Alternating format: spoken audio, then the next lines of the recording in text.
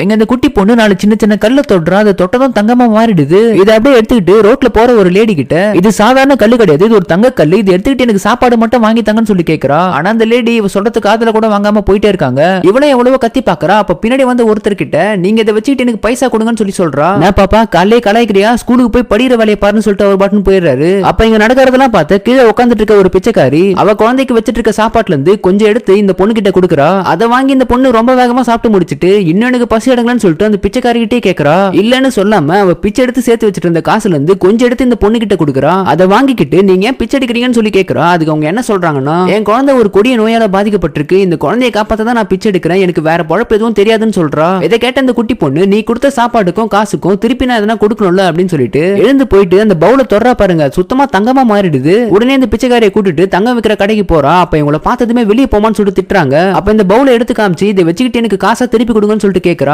ஆனா இவ சின்ன பொண்ணா இருக்கிறதால ஏதோ விளையாடுறா அப்படின்னு சொல்லிட்டு அவங்களும் சீரியஸா எடுத்துக்க மாட்டாங்க. நம்மளனா உருக்கி பாருங்கன்னு சொல்லிட்டு சொல்றா. அவங்களும் உருக்கி பாக்குறாங்க. ஆர்டினரி கோல்ட விட இதுதான் அதிக காசு அப்படின்னு சொல்லிட்டு ஷாப்போட ஓனரே இதை பார்த்து ஷாக் ஆயிடுறாரு. கேட்டதை விடவே அதிகமா பணம் இப்ப அந்த பிச்சைக்காரிட்ட கொடுக்குறாங்க. வந்த வேலை முடிஞ்சதும் இப்ப அந்த குட்டி பொண்ணு மறைஞ்சு போயிடுறா.